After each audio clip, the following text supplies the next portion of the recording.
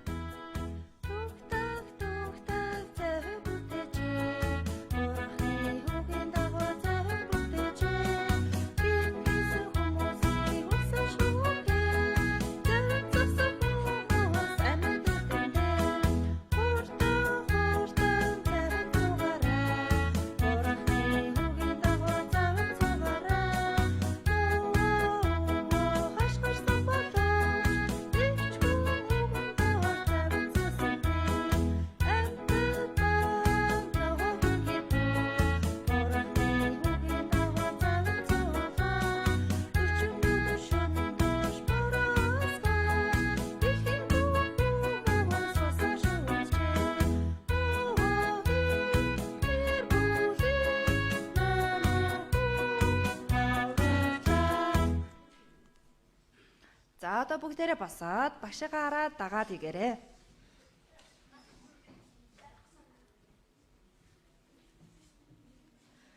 Бэлдээд магтан дуу.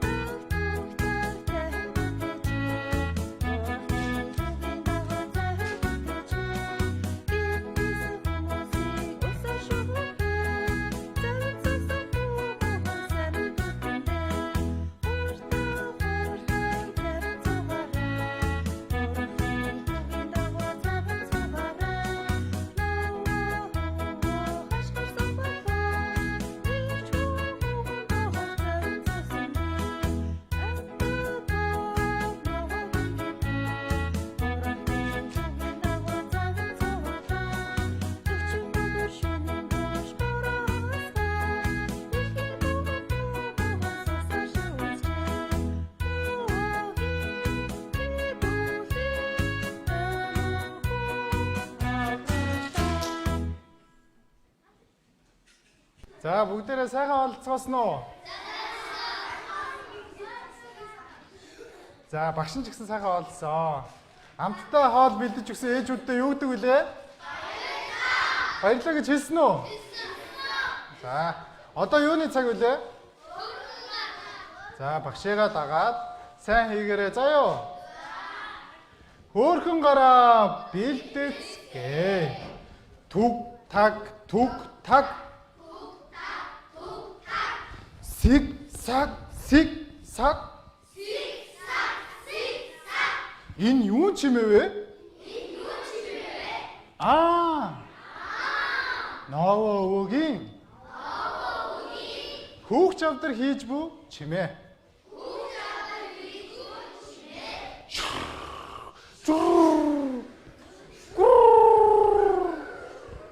Амаараа. Энэ хий дуу вэ? Бурхны үгийг сонсоогүй. ертөнцийн хүмүүс.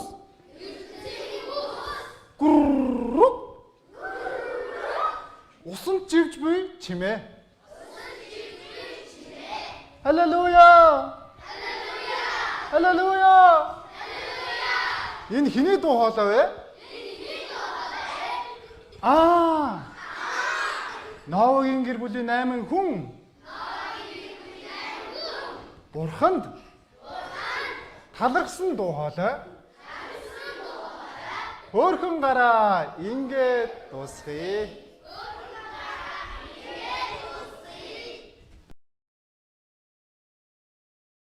Хамтдаа залбираад 2 дахь цагаа эхэлье хүүхдүүд.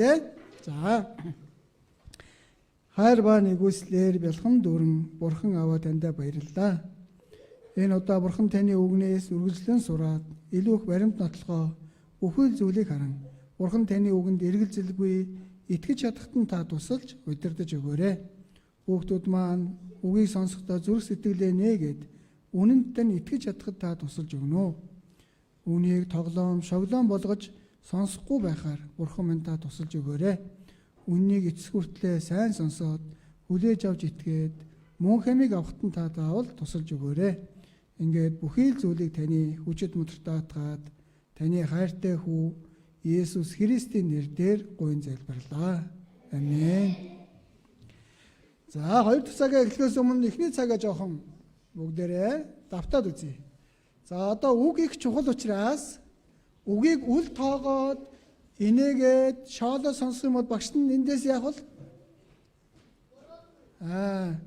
Жоохон муухай харна шүү дээ, тий? Яагаад гэвэл Бурхны үгийг үл тоож өрөөсөө болохгүй.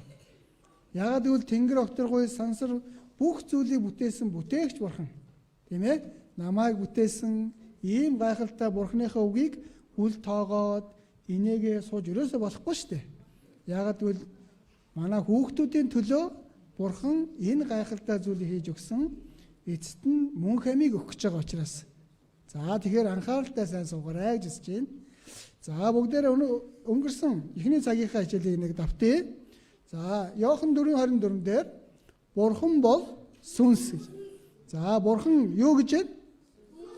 За Бурхан нүдэнд харагддаг гэнэ үү? Харагдахгүй. За ийм үзэсгэлэнтэй юм болов уу? За ийм өвөө шиг ийм настай юм болов уу? Ийм царайлаг юм болов уу? Биш дээ, тий? Бурхан бол сүнс. Нүдэнд харагдахгүй. Тэгсэн мөртлөө бодитоор оршин байгаа юу? Байгаа, тийм ээ? За ягаад гэвэл нүдэнд харагдахгүй мөртлөө бодитоор байдаг зүйл байгаа гэсэн, тий? За цэцэг нүдэнд харагдаж байна. Үнэр нь харагдаж байна уу? Тэгсэн мөртлөө байгаа юу үнэр нь? Яг зөв. За тэгвэл Бурхан хүнийг анх бүтээхдээ хамгийн анхны хүн болох нэгэн хүнийг шороогоор бүтээсэн. Энэ нэгнийг Адам гэж байгаа. Адам гэдэг нэг хүнийг Бурхан махан биеийн шороогоор бүтээгээд амин амьсгал буюу өөртөө адилхан сүнсийг тэр шороогоор бүтээсэн хүнийхээ дотор өгснөөрөө амьд оршигч болсон. Тийм ээ? За энэ нэгэн бол бидний хамгийн анхны өвөг дээдс маань. Хамгийн анхны өвөг дээдс болох Адам гэдэг нэгэн хүнийг Бурхан махан биеийн шороогоор бүтээгээд амин амьсгалыг буюу өөртөө адилхан сүнсийг дотор нь оруулж өгснөөрөө амьд оршигч болсон байна. За тэгвэл бид бүхний зүрх сэтгэл дотор юу вэ?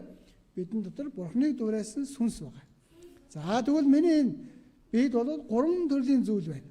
За эхнийх нь энэ махан бие маань юу хүсдэг вэ? Идэхийг хүсдэг, тоглохыг хүсдэг, гүүхийг хүсдэг, тийм? Энэ бол махан бие маань хүсэл. За тэгвэл дотор нь сэтгэл гэж бас байна. Энэ сэтгэл маань юу хүсдэг вэ? Хайрлагыг хүсдэг, бодохыг хүсдэг, суралцахыг хүсдэг, тийм? За тэгвэл сүнс юу хүсдэг юм бол?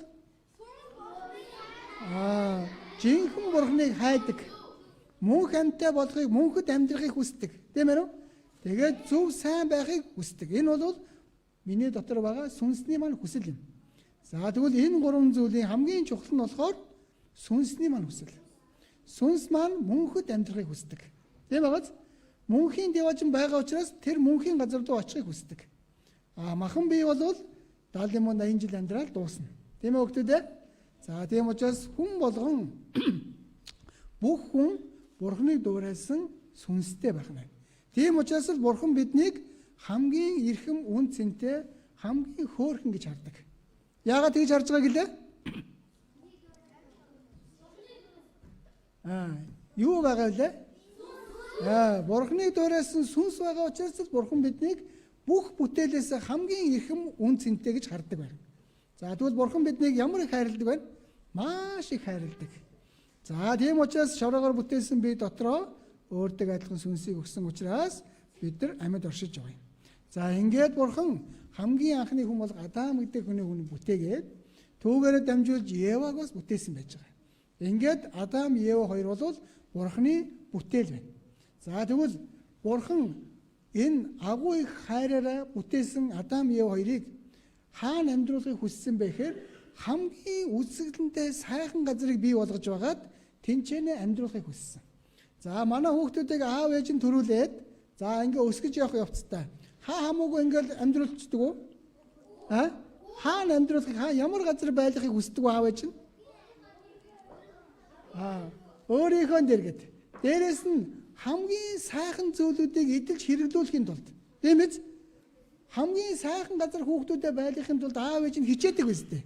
Тэгж байгааз яг түүнтэй адилхан Бурхан өөрийнхөө бүтээсэн хамгийн анхны хүн бол Адам, Ева хоёрыг энэ дэлхий дээр бүр хамгийн үзэсгэлэнтэй сайхан газар буюу Эден гэдэг газарт цэцэрлэг байгуулсан байна. Тэр хайраар бүтээсэн хүнээ хамгийн сайхан газар амьдруулахын тулд Эден гэдэг газар цэцэрлэг үзэсгэлэнтэй сайхан цэцэрлэг бий болгож байгаад тэндээ авчирч амьдруулсан. Тэр бурхан хүний хэрэг хайрладаг байна. Маш их хайрладаг байгааз тийм учраас л хамгийн сайхан газрыг бүтээж байгаа тэнд авчирч байна. Тэр газар нь Эхлэл номны 2:8 дээр эзэн бурхан дорн зүгт Эденд цэцэрлэг тариад уралсан хүнээ тэнд авчирч тавьжээ. За тийм байгааз хайртай учраас л энэ сайхан газрыг бүтээж байгаа юм. Энэ харах юм бол Эденд цэцэрлэг байгуулсан. Ийм үзэсгэлэнтэй сайхан цэцэрлэг байгуулж агаад тэндээ Адам Яв хоёрыг очиж амьдруулж байгаа. Тэгээд юу гэж энэ Эден цэцэрлэгийг арчилж сахиад дураараа сайхан идэж уугаад амьдраарай. Ингэж хэлсэн. Энэ цэцэрлэгийг аль ч модны жимснээс дураараа идэж болно. Тийм ээ үү? За ингээд тэр цэцэрлэг үзэсгэлэнтэй сайхан цэцэрлэгийг Адам Яв хоёрын төлөө Бурхан бүтээж өгч байна. За ингээд Бурхан Адам Яв хоёроос харахыг хүссэн нэг зүйл байсан. Үнэхээр би энэ Адам Яв хоёрыг ингэж гайхалтайгаар бүтээгээд ингээд ийм сайхан цэцэрлэг дотор хайраараа амьдруулж байна. Тэгвэл Адам Яв хоёр маань энэ их хайрыг мань бодоод буцаагаад намайг хэр хайрладаг болоо. Энийг харахыг хүссэн. За ингээд Адамд яасан бол Эхлэл 2:9 дээр ингэж хэлсэн. Тэр цэцэрлэгийн гол дунд бас амийн мод хийгээд сайн мууг мэдүүлэгч мод байжээ. За энэ тэр үзэсгэлэнтэй сайхан цэцэрлэгийг байгуулчаад тэр дунд нь сайн мууг мэдүүлдэг модыг тарьчихсан байна. За ингээд энэ сайн мууг мэдүүлдэг модыг тарьсан зорилго шалтгаан нь юу байсан бэ? Түүнээс эдсэн тэр өдөртөө чи зайлшгүй хий шүү. Энэ сайн мууг мэдүүлдэг модны жимснээс огт идэж болохгүй. Харин бусад модны жимснээс нь дураараа идэрэй гэсэн. Гэтэл тэр цэцэрлэг дотор хичнээн төрлийн жимсний мод байгаа бол 100 гараад байгаа. За тэрнээс ч их байсан байгаа. Маш их хэмжээний үзэгдэнтэй амттай сайхан жимсний модуудыг бүгдийг тарьсан. Тэгээд тэрнээс дураараа идэрэй гэсэн. Харин сайн мууг мэдүүлдэг модыг ганцхан модыг л тарьсан. Тийм байгааз? Тэгээд энээс битгий идэрэй гэсэн. Хүн өлсөндөө тэр ганцхан сайн мууг мэдүүлж модны жимсээс идэх юм уу? Үгүй шүү дээ. Зөндөө мод жимс байж тээ, тийм ээ үү? За яагаад энэ сайн мууг мэдүүлж модны жимсийг тарьсан юм бол? Энэ Адам Яв хоёр үнэхээр Бурханыг хайрладаг. Тэр хайрыг харахыг хүссэн байна. Хэрвээ хайрладаг бол үгэнд нь дуулууртай байх ёстой. Тийм ээ үү? Манай хүүхдүүд аав ээжигээ хэрэг хайрладаг болоо. Маш их хайрладаг уу? Тэгвэл аав ээжигээ хэлсэн үгийг бүгднгийн л дагж гэнэ үү? Аав ээжигээ үгэнд бүгдэнд нь дуулууртай байна уу? Заримдаа зөрөөл байна уу? Нэг дуун амсаал явчихин те. Тэгэхээр аав ээж нь хүүхдүүдээ үргэлж дуулууртай үгэнд нь сайн орохыг хүсдэг байна. Бурхан ч гэсэн Адам Яваас яг энэ хайрыг харахыг хүссэн. Тэгээд энэ сайн мууг мэдүүлдэг модны жимснээс л битгий дээрээ. Бусад модны жимсийн дураараа гэдгсэн. За ингээд нэг өдөр Еваг явж итэл Ева тэр могоо ирсэн байна. Бурханы бүтээсэн бүх амьтад дотроос хамгийн залтай нь могоо байсан байхгүй. За могоо Ева дээр ирээд асуусан байна. Бурхан та нарыг энэ бүх модны жимсээс битгий идэрэй гэсэн үү? Гэсэн чинь Ева юу гэсэнгээр энэ модны цэцэрлэгт байгаа модны жимсийг бүгднгийн дураараа идэж болно. Харин цэцэрлэгийн гол дунд байгаа сайн мууг мэдүүлдэг модны жимснээс л бүү ид бүү хүрээрэй гэсэн. За ингэ хэлсэн. За гэтэл энэ могоо нэг зүйлийг бодсон. Юу гэхээр энэ Ева чинь Бурханыхаа үгэнд 100% яг баттай итгэдэг юм биш үү? Юу гэсэн үг гэхээр энэ сайн мууг мэдүүлэг модны жимснээс огт идэж болохгүй гэсэн те. Энэ Бурхан бүр анхааруулж хэлсэн байгааз огт идэж болохгүй. Идэх юм бол зайлшгүй өхнө гэж бүр хатуу хэлж байгааз. Гэтэл энийг бол Адам сонссон. Тэгээд Адам Евадаа хэлсэн байна. Энэ сайн мууг мэдүүлэгч модны жимс огт идэж болохгүй. Идэх юм бол зайлшгүй үгүй шүү гэж бүр хатуу анхааруулсан байна. Гэтэл Ева энэ үгийг нь тэгж сайн гүнзгий хүлээж аваагүй. Зүгээр бузар сүнс буюу энэ могоонд хариулахдаа юу гэсэн бол тэр модны жимснээс бүү идээрээ бүү хүрээрээ л гэсэн. За энийг нь сонссон энэ могоо юу вэ? Могооны дотор бузар сүнс үе сатан орцсон байж байгаа. Тэгээд энэ Ева чинь Бурхныхоо үгэнд 100% итгэдэг юм байна. Зүгээр л хаан итгэдэг юм байна. Тийм ээ үү? Тэгвэл энэ Евагийн чинь хуурчиж болох юм байна шүү дээ. За ингээд нөгөө могоо яасан бэ? Еваг хуурж эхэлсэн. Юу гэж вэ? Та нар ерөөсөө өхгүй. Яагаад вэ? Энэ Бурхан та нарыг энэ сайн мөг мэдүүлэгч модны жимсээс идчих юм бол Бурхан өөртөө адилхан мэрэгэн ухаантай болно гэж бодож байгаа учраас та нарт идүүлэхгүй байгаа байхгүй юу? Тийм учраас та нар идчих юм бол Бурхантай адилхан мэрэгэн ухаантай болчихно. Ингээ хэлсэн чинь Ева яасан бол нэрээ тийм байж тээ. Ингээд Ева яасан бэ? Очоод идчихсэн. Тэгвэл энэ юу вэ гэхээр Бурханы үгэнд дуулуургүй байгаад хэлсэн үгийг нь зөрчих юм бол гим нүгэл хийж байгаа юм. Ойлгосноо? За эхлэхэд багш нь юу гэж хэлсэн бэлээ? Одоо үг их чухал учраас анхааралтай сонсоорой. Тийм ээ? Би бинийгээ сайн ойлгож сонсохын тулд чимээгүй байж өгөөрэй гэсэн те. Гэтэл бас ярьсаар л байна те. Тэгвэл юу гэсэн үг вэ? Еватай адилхан хэлсэн үгийн зорж байгаад адилхан байна уу? Адилхан байна. Тэгвэл болохгүй гэсэн үг. Тийм учраас яг хэлсэн үгийн сайн дуулууртай сонсох хэрэгтэй. Тийм учраас юу вэ? Гин нүгэл үйлдэх юм бол Бурхны хэлсэн үгийг зөрчих юм бол энэ нүгэл байхгүй юу? Тийм учраас Изекэл 18:4 дээр нүглийг үйлдэгч ам өөхөх болно. Дуулуургүй гин нүгэл хийх юм бол ард нь юу байгаа гэж байна? Өхөл байгаа гэж байна. Аимшигтайгоос гин нүгэл гэдэг чинь ийм аимшигтай. За сайн сонсоорой. За ингээд Адам Ева хоёр яасан бэ гэхээр тэр могооны үгийг сонсоод тэр жимснээс аваад идчихсэн Ева. Тэгсэн чинь бод тэр өхгүй байна. Тэгэхээр Адам давичаад өгчихсэн. Би идэж болохгүй идвэл заашгүй үхнэ гэдээсэн чинь би идсэн чинь өхгүй л байна штэ. Ма Адама чи идчих гээд. Гэтэл Адам яасан бэ? Бурхан болохгүй гэсэн штэ гэж хашгирсан тийм ээ. Тэгсэн чинь нөгөө Ева уйлаад нулимсоо гожулж байгаа л чи тэгвэл намайг хаяад өөрөө ганцаар амьд үлдчихэж байгаа мó гэл. Ингээл гуйсан. Ингээл ойлголт нь Адам хараад яасан бэ? За гэд идчихсэн. Ингээд хоёулаа Бурханы үгийг зөрчсөн үү? Хоёулаа Бурханы үгийг зөрчөөд гим нүгэл хийчихэж байгаа. Энэ үед гим нүгэл хийх үед өөрсдөө нүцгэн байсан гэдгийг харж ичгүүртэй гэдгийг нууссан. Гим хийхээс өмнө бол нүцгэн байхаас огт ичдэггүй байсан гэж байгаа. Одоо ингээд 2 настай хүүхэд, 3 настай хүүхэд 100 болохоор гадуур нүргээл нүцгэн гүйдэг те? Ичдэггүй. Ичдэггүй те? Гим гэдгийг хараахан мэдэхгүй байгаа учраас ичихгүй байна. Адам Ева хоёр ч гэсэн энэ Бурханы үгэнд дуулуургүй болохоос өмнө бол гим гэдгийг мэдэхгүй байсан учраас ичдэггүй байсан. Гэтэл Бурханы үгэнд дуулуургүй болж тэр жимсийг идсний дараа нүцгэн байгаагаа мэдээд ичгүүрээр нууссан. Ичгүүрээр нуухын тулд яасан бэ? Инжир модны навцыг аваад бэлхэмж хийсэн. Гэтэл навцаар ингээл ичгүүрээр нуух юм бол байнга нууж чадахгүй. Чадахгүй хатаж орж байгаа л унчин тийм биз? Хүн өөрийнхөө хийсэн буруу гим нүглээ өөрөө арилгаж цайруулж чадахгүй гэдгийг хэлж өгч байгаа. Тэгээд Адам Ева хоёрыг энэ эдийн цэцэрлэгт амьдруулад амар тайван сайхан байлгах гэсэн чинь Бурханы үгийг зөрчсөн учраас одоо эдийн цэцэрлэгт гим нүгэлтэй хүн байх боломжгүй. Бурханы оршихуйд гим нүгэлтэй нэгэн Бурхантай хамт байх боломжгүй учраас Бурхан эдийн цэцэрлэгээс Адам Ева хоёрыг хөөсөн байна. Гим хийх юм бол Бурханаас хөөгддөг. Ойлгож байна уу? Гим нүгэлтэй нэгэн Бурхантай хамт байх боломжгүй. За ийм учраас Бурхан Адам Ева хоёрыг эдийн цэцэрлэгээс хөөгтөө. Энэ ичгүүрийг нь далдалж өгөөд хөөсөн байж байгаа. Энэ ичгүүрийг нь далдалж өгөхийн тулд амьтны арсыг нь аваад тэр арсаар нь яасан бэ? Арс нь дээл хийж өмсгөөд Адам Ева хоёрыг эдийн цэцэрлэгээс хөөсөн байна. За тэгвэл энэ амьтны арсыг авч өгөөд ичгүүрийг нь далдалсан байгааз энэ бол Бурхан хийж өгж байгаа зүйл. За тэгвэл энэ бүх үйл явдал Библиэлд тодорхой ингэж бичигдсэн байна. За тэгвэл эдийн цэцэрлэг үнэхээр байсан болов уу?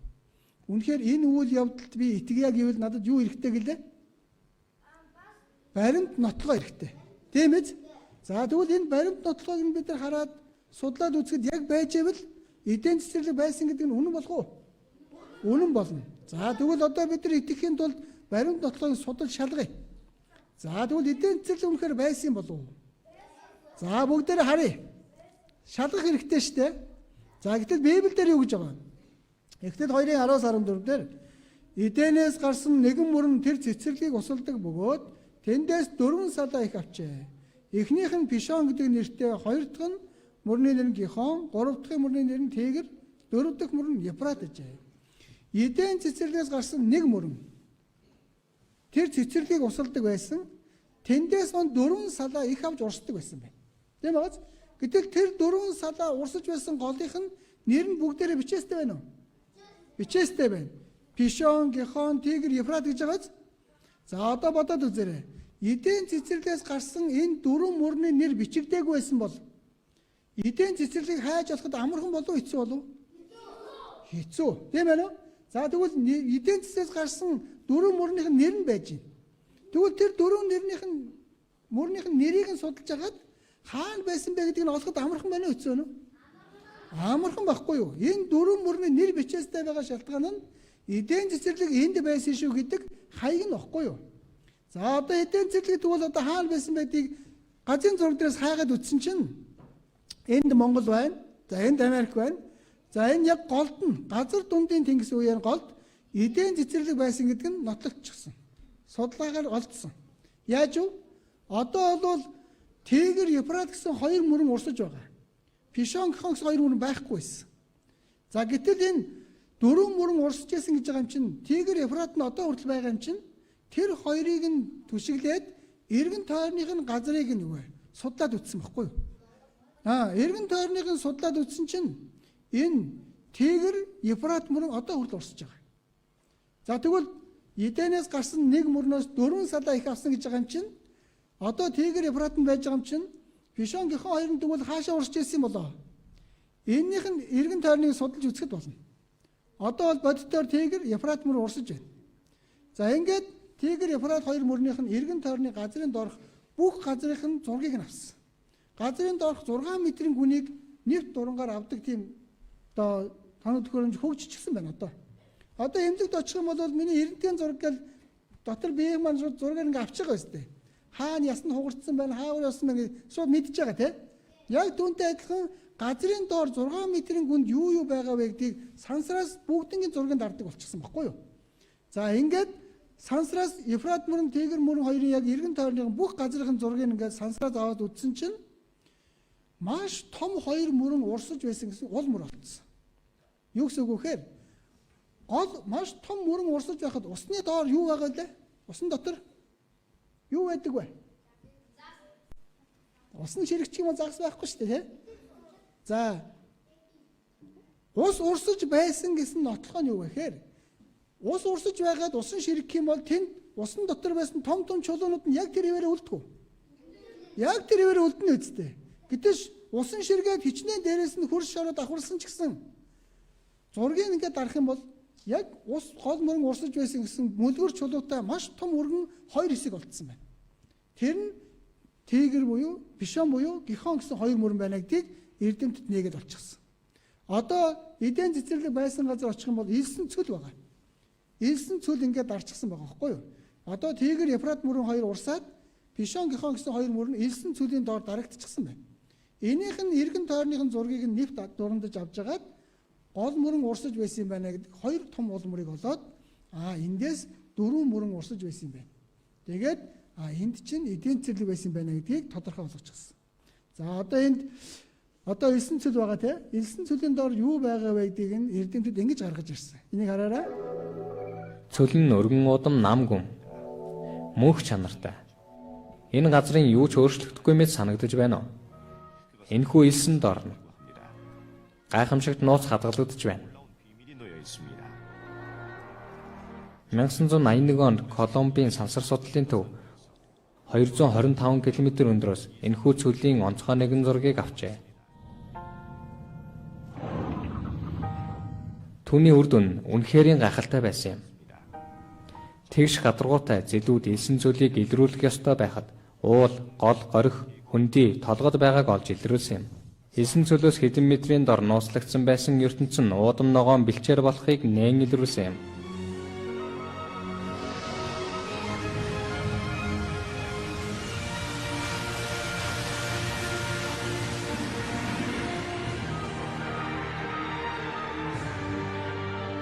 Эртээр үед асар их зүлэг ногоо гол горих урсаж байсан газар ангамл цөлийн дороос олджээ. За энийг харах юм бол одоо элсэн цөлийн дор эртээр үед ийм зүлэг ногоо урсан эдийн цэцэрлэг байсан байна гэдгийг эрдэмтэд нэгэд гаргаад ирсэн. Тэгэхээр бүх зүйл нь батлагдж байна, нотлогдож байна. Бишон гихон тэгэр Ефратсын дөрвөн мөрөн урсаж байсан гэдэг нь батлагдж байна. Тийм байгааз. За тэгвэл одоо эдийн цэцэрлэг байсан газар яваад очих юм бол ийм элсэн цөл байж байгаа юм. Эргэн тойронд нь одоо энэ том хад асаг чулуунууд байна шүү дээ. За эдрийнх нь дээр нь ийм сүг зургнууд маш их зураастай байдаг. Энэ анааш цөлд амьдардаг уу? Ус ургамал ногоо ихтэй газар амьдардаг уу? За тэгвэл яагаад энэ цөл газар энэ хатан дээр ингэ зурагчихсан юм бол? Өмнө нь энэ газар элсэн цөл байгаагүй байна. Ус ургамал ногоо ихтэй тийм сайхан газар байсан гэдгийг энэ зураг нь баталж өгч байгааз. Тийм учраас энд амьдарч байсан хүмүүсүүд тэр одоо ургамал ногоо ихтэй тийм одоо ус элбэгтэй газар амьдардаг амьтдыг харж агаад тэр хатан дээр зурсан байгааз. За хэрвээ энэ амьтад энд амьдарч байгааг бол хад асхан дээр ингэ зурагдахгүй. Гэтэл одоо элсэн цөлийн энэ эргэн тойронд байгаа хад асхан дээр ийм сүг зургнууд байгаад байна гэдэг чинь өмнө нь элсэн цөл байгаагүй юм байна. Үнэхээр үзэсгэлэнтэй тийм эдийн цэцэрлэг байсан байна гэдгийг нотолж өгöd байгаа. За энийг ярих юм бол анги өрөө хийхээр явж исэн байна. Тэгээд завин дээр суугаа явж байгаа ярих юм бол мөрөн байсан байна уу? Том дөрөв мөрөн байсан байна. Загас агнадаг байсан байна. Тийм байгааз. За энэ одоо эргэн тойрных нь хатан дээр зурсан тэр зургийг нь харахад л бид нар мэдэж болж байна. Одоо дунд говьд очиод ч юм уу өмнө говь руу очиод харах юм бол тэрэн дээр янз бүрийн амьтдын зураг ингээд хатан дээр зурцсан байдаг эртээр үе хүмүүсүүд. Яагтвэл тэр үед амьдарч байсан хүмүүсүүд амьтдыг хараад зурсан гэсэн үг. Тийм байгааз. Тэгвэл эдийн цэцэрлэг байсан газар энэ хад асхан дээр ийм зураг олдож байна гэдэг чинь тэр үе амьдарч байсан хүмүүсүүд энэ амьтдыг харж байгаа зураад үлдээчихсэн байхгүй юу? Тэгвэл энэ эдийн цэцэрлэг одооных шиг ийм элсэн цөл биш. Өмнө нь ургамал ногоо ихтэй, ус булаг шанд ихтэй, тийм үзэгдэлтэй сайхан газар байсан гэдгийг баталж өгч байгаа юм. За тэгвэл одоо энэ эдийн цэцэрлэг маань яагаад бидний үед одоо байхгүй байгаа юм болоо? Тийм ээ? Юунаас болсон юм болоо? Адам Ев хоёр яасан бэлээ? Бурхны үгэнд дуулуургүй гим хийсэн учраас эдийн цэцэрлэгээс хөөгцсөн. Эдийн цэцэрлэгийг бол арчил цахиад амьдраарай гэсэн чинь гим хийсэн учраас эдийн цэцэрлэгээс хөөгдөх үед тэрийг арчил цахих одоо хүн байхгүй учраас бурхан яасан бэ? Энэ эдийн цэцэрлэгийг газрыг нь хувааж агаад газрын дор оруулчихсан байна. За тэгвэл энэ эдийн цэцэрлэг дотор ургамал ногоо амьтд нь ямар байсан юм болоо? Үнэхээр гайхалтай. Модд нь ихэд ийм том байсан. Модд нь эдийн цэцэрлэг үзэсгэлэнтэй сайхан газрыг бурхан бүтээсэн гэсэн тийм. Тэгвэл ийм том модтой байсан. Одоо машин ингээл гардаг ийм том мод. Одоо ч хүртэл боддоор энэ ийм том модод байна. Анхнаасаа байсан учраас бидний үед ч гэсэн байна. Тийм байгааз? Хараарай. Ийм том мод одоо хүртэл байгаа нь эдийн цэцэрлэг ургамал модод нь ийм байсан гэдгийг баталж өгч байгаа юм. Хараарай. Амьтд нь тэгвэл хэр том байсан бол? Амьтд нь хүртэл маш том байсан. Динозавр байсан гэдэгт манай хүмүүс итгэдэг үү? Яагаад итгэхгүй байгаа юм? Олдвор нь олдсон биз дээ. Яс нь олдсон уу? Музейд очиж харсан уу? Тэгвэл байсан уу? Амьтд нь хүртэл том байсан байгааз? Ургамал мод нь ийм том байсан, амьтд нь хүртэл маш том байсан. За энэ тэгвэл бодоод үзээрэй. Ийм том ургамал амьтдыг бурхан газрыг хуваагаад бүгдийг нэг дор оруулчихсан. Тэгвэл тэр газрын дор маш том модод маш том амьтад нэг дор газрын дор ороод тэр газрын хүнд даралтаар дээрэс нь дарагдсан. Хөрш шороогоор удаан хугацаанд дарсан. Тэгвэл бурхан ингэсэн байна. Изекэл 31:18 Едений моддын дундаас алдар агуу байдлаараа чи алинтай тийм адил бай. Гэсэн чи Едений моддын хамт газрын дор унгагдуулна. Яг энэ хэлсэн үгийн дагуу эдийн цэцэрлэг газрын дор орсон байж байгааз бурхан газрыг хуваагаад Тэгээд эдийн цэцэрлэгийг газрын дор оруулсан байж. За ингэвэл нөгөө амьтад маш том амьтад ургамал модод маань нэг дор газрын дор бүгдээр газар хуваагдаад орсон уу? Одоо дээрэс нь маш хүн дээр ингээд газрын хөрс ингээд дарж байгаа юу? Дарж байна. За тэнд тэгвэл юу болох вэ? Удаан хугацаанд газрын дор байх юм бол ялцмаг бий болно. За газрын дор халуун лав байгаа гэсэн те. Энэ доороос нь төөнө. Дээрээс нь маш хүнд хөрс дарна. Энэ дунд ялцмаг бий болж байгаа юм. Нөгөө амьтдын тос мос бүх зүйл нь яар гарч ирнэ. Нөгөө модны мод давирхаа бүх шүүс нь ингээд шахагдана. Хоорондоо холилдно тийм ээ. За ингээ удаан хугацааны дараа холилдсны дараа эцэст нь юу болж байгаа гэхээр газрын тос болж байгаа юм. Газрын тос буюу нефт болж байгаа юм. За тэгээд энэ нефт буюу газрын тос хаанаас их олборлогдож байна гэхээр энд хараараа Тэгэр Ефрат гэсэн хоёр мөрнийг харах юм бол эргэн тойронд нь энэ бүх зүйлүүд байж байгаа. Энэ газрын тос олборлдог бүх одоо тоноглоод нийтээ газрын тос олборлдог тэмдэглэгээнүүд эндээс асар ихээр олддог. Юу гэхээр тэр том ургамал амьтад нэг дор ороод тэндээс асар их хэмжээний одоо юу гарч ирж байна. Түүхийн нефт одоо гарч ирж байгаа. Манай дэлхийн 70% нь энэ эдийн цэцэрлэг байсан газраас олдож байгаа. Түүхийн нефт. Яагаад вэ? Нөгөө эдийн цэцэрлэгийн асар том ургамал амьтад чинь нэг дор тэнд дарагдсан шүү дээ. Тийм ээ? Тэндээс маш их хэмжээний нефт олборлогдож байгаа юм. За тэгвэл одоо Адам Ева хоёрын үед амьдарч байсан эдийн цэцэрлэг тэгвэл боддоор байгаа гэдэг нь бидний үед энэ нефтэд дамжуулан юу вэ? Тодорхой болж эхэлж байна. За хэрвээ эдийн цэцэрлэг байгаагүй байсан бол энэ нефт гэдэг зүйл бидний үед олборлогдох боломжгүй. За ингээд Адам Ева хоёроор дамжуулаад одоо эдийн цэцэрлэгээс хөөгдсөний дараа Адам Ева хоёроор дамжуулаад хүн төрлөختөн олширч эхэлсэн. Хүн төрлөختөн маш их болж эхэлсэн. За тэгтэл хүн төрлөختөн ихсэх тусам Адам Ева хоёрын хийсэн гэм нүглүүд нь, гэмт чанар нь төрсөн бүх хүүхдэд нь ингээд суугдж байгаа.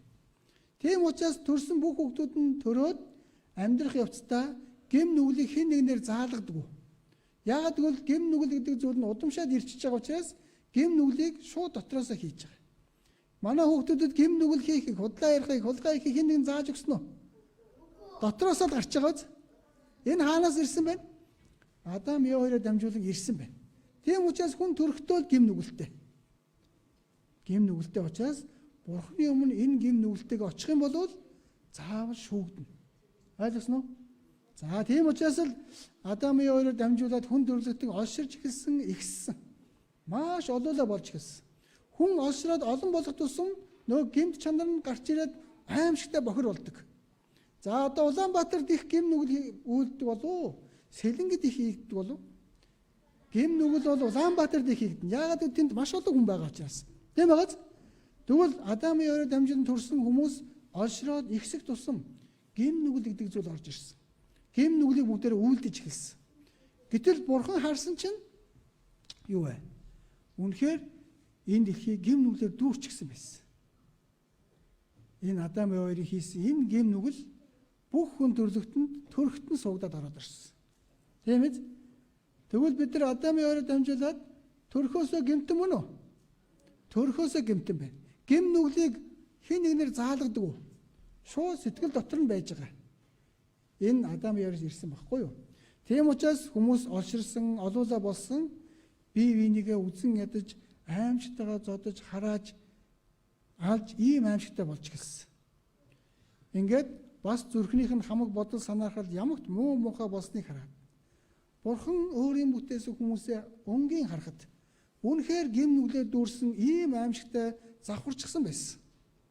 Хүмүүс биений хайрлахаа болсон, бие биенээ үзэн яддаг болсон, аимшигтай хараал хилдэг болсон. Тийм ээ? Тэгвэл Бурхан гэм нүгэлтэй хүмүүстэй хамт байх боломжгүй. Гэм нүглийг Бурхан заавал шийтгдэг. Зүгээр хизээч өнгөрөөдгөө. Тийм учраас л энэ аимшигтай бохир болцсон гэм нүгэлтэй болцсон хүмүүсийг Бурхан шүүнэ гэж хэлсэн. Бурхан гарцаагүй гэм нүглийг шүүдэг. Тийм учраас л энэ яг маш олон тэр бохир гэм нүгэлтэй болцсон хүмүүсийг Бурхан хараад шүүхээр ингээд төлөвлөсөн. Гэтэл тэр дотор Бурханыг хайрладаг нэг хүн байсан. Тэр нэг нь Нова гэдэг хүн байсан. Энэ олон хүмүүс дотроос Бурханыг хайрладаг хүн байсан. Нова. За одоо энэ эргэн тойронд харах юм бол маш их хараад хилээд орилж харалдаг хүүхдүүд байгаа тий. Гэтэл тэр дотроос манай хүүхдүүд бас тийм бас хэлэхгүй хүүхдүүд байгаа үстэй. Тийм ээ. Тэгвэл бурхан ч яг л ийм хүмүүсийг бас хайрлаж байна. Тийм ээ. Тэгээд Новог яасан бэ? Энэ олон хүмүүстэй бохир энэ хүмүүстэй хамт устдахыг бурхан хүсээгүй. Новог тэр олон хүмүүсээс шүүлтнээс амьд үлдээхийг бурхан хүссэн. Тэгээд Новод хэлсэн байна. Эхлэл 6:9-дэр Ноо бол зөвхт үеийнхнийхээ дунд гин зэмгүй агаад бурхантай хамт явдаг хүн байваа. Тэгвэл Ноо ямар хүн байсан бэ? Зөвхт хүн байсан байна. Бурханыг хайрладаг хүн байсан байна. За тийм учраас бурхан Новог энэ шүүлтнээс амьд үлдээхийг хүссэн. Эхлэл 6:13-дэр бурхан Новод газар дэлхий бие махбодтой бүхнээс болж хүчирхийлэлээр дүүрч байгаа учраас тэдний эцгийнхэн өдөр миний өмнө болж би тэднийг газартай сүрүүлнэ. Одоо Новод бурхан хэлж байна. Энэ бохир гим нүглээр дүүрчихсэн бүх хүмүүсийг би одоо бүгднгийн сүрүүлэх гэж байна. Тийм учраас чи энэ аимшигтай миний шүүлтнээс амьд үлдэх. Би чамд аргыг зааж өгье гэж. Ингээд Новод хэлсэн. Эхлэл 6:13-аас 15 дээр чи говор модоор өөртөө нэгэн хөөгч онгоц хийж үүн дотроо тасалгаанууд гарган дотор гадаргүй давиргаа төрөх. Чи үүнийг ийхүү хий. Хөөгч онгоцны урт нь 300 дохой, өргөн нь 50 дохой, өндөр нь 30 дохой байх ёстой. За ингээд Новод энэ хөлөг онгоц буюу авдрыг хийгээрэй гэж Новод яг хэлбэр хэмжээг нь бүгдийг нь хэлж өгч байна. Тэгвэл Ново үүнийг хинээс сонсч юу? Бурханаас сонсч байна. Тэгвэл Ново зөвхт хүн байсан учраас одоо яах нь вэ? Бурханы үгэнд дуулууртай байна. Тийм байгааз? За тийм учраас Ново яасан бэ? Яг хэлснийхэн дагуу энэ хөөгч авдрыг хийсэн байж байгаа. Хөөгч авдрыг хийсэн. Тэгээд энэ хөөгч авдрыг хийчихэд Ново олон хүмүүст хараалгасан байж байгаа. Олон хүмүүст оромжлуулсан. Ново энэ одоо ийм сайхан байхад чи юу хийгээд наана модоор янз бүрийн хийгээд байгаа юм бэ? Тийм ээ нү? Гэтэл Ново яасан бол та нар энэ авдар дотор орох юм бол амьд үлднэ. Энэ авдар дотор ороорой. Бурхан шүүх гэж байна шүү гэж маш олон удаа хашгирсан чинь энэ эргэн тойрны хүмүүс нь Новог яаж вэ? Шоолж байна, доромжилж байна. Тийм байгааз? За гэтэл энэ үед Бурхан бас хэлсэн. Энэ авдрыг хийж дуусны дараа дэлхий дээр байгаа амьтдыг хос хосоор нь оруулаарай. Цэвэр амьтдаас, за жоохон бохир амьтдаас хос хосоор нь энэ авдар руу оруулаарай гэсэн. За гэтэл нөгөө амьтд бол Бурханы үгэнд дуулууртай хос хосоор ирээд авдар дотор яасан бэ? Орсон. За энэ авдар дотор ингээд амьтд хос хосоор орж байгааг эргэн тойронд байгаа хүмүүс харж байгаа юу? Харж байгаа тий? Тэгвэл нэг юм бодох хэрэгтэй үстэй. Хөөх энэ авдар руу чи яагаад энэ амьтд ингээд хоёр-хоёроор ингээд ороод байгаа юм бол ямар сони юм бэ? Уул нь ингэж бодох хэрэгтэй тий? Тэгээд би юу нэг ороод үзээгээд уул нь орох хэрэгтэй тий? Гэтэл тэр үеийн хүмүүс ерөөсөө тэгж бодоогүй. Энийг харсан ч гэсэн зүгээр л өөрийнхөө идэж уух, махан биеийнхаа энэ амьдрал бүгээр л зүрх сэтгэлээ зориулчихсан. Бурханы талаас ерөөсөө юу ч бодоогүй. Тийм учраас тийм гайхалтай зүйл дээр авдар руу орж яхад тэрийг хараад ч сэтгэл нь өөрчлөгдөөгүй. Тийм хормоо хатуу байсан байна. За ингээд Бурхан авдрыг хийгээд амьтад орсны дараа 7 хоног авдрын хаалгыг нээлттэй орхисон. Одоо хэн ч орж ирж болно. Тийм ээ?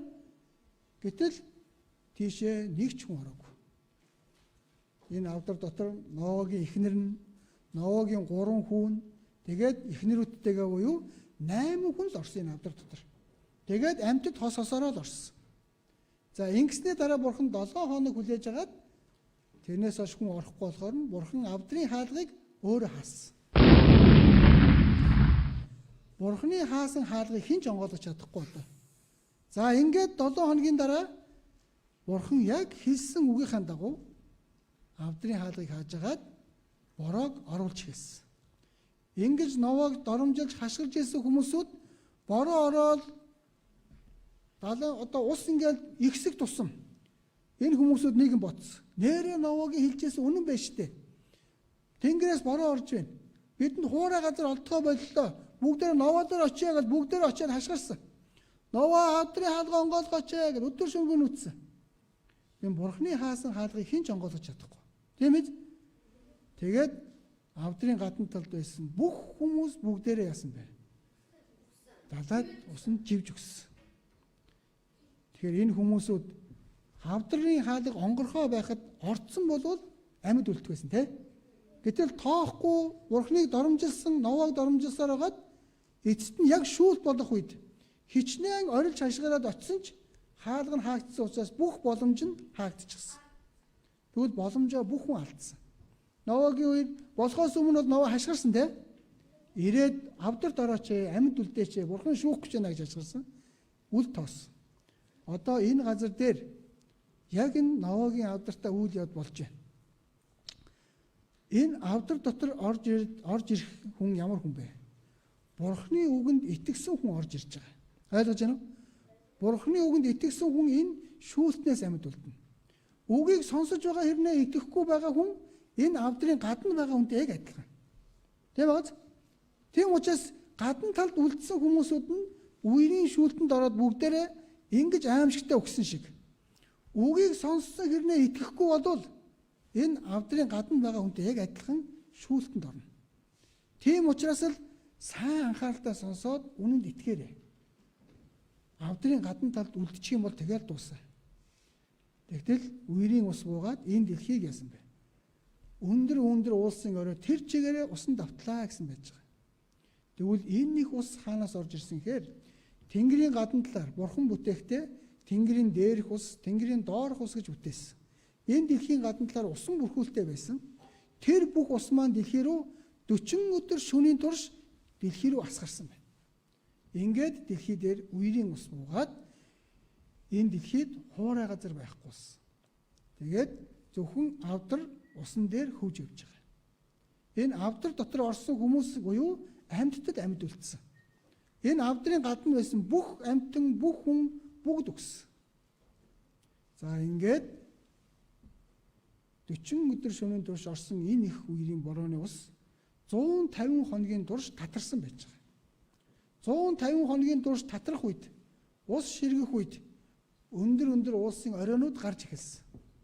За энэ дээр хөвж явж байгаад энэ авдар маань уулын ороо дээр очиод тогтож байгаа юм.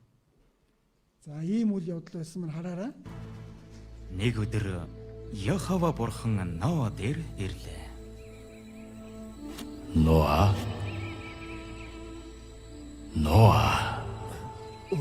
Эцэг минь. Махан биетэй бүхний төгсгөл миний өмнө ирв. Учир нь тэднээс болж газар дэлхий хүчирхийлээр дүүрчээ. Харагтун би тэднийг газар гайхамт устгана. Чи говор мотор өөртөө нэгэн бүхээг хийж бүхээг дотроо тасалгаа гаргаж.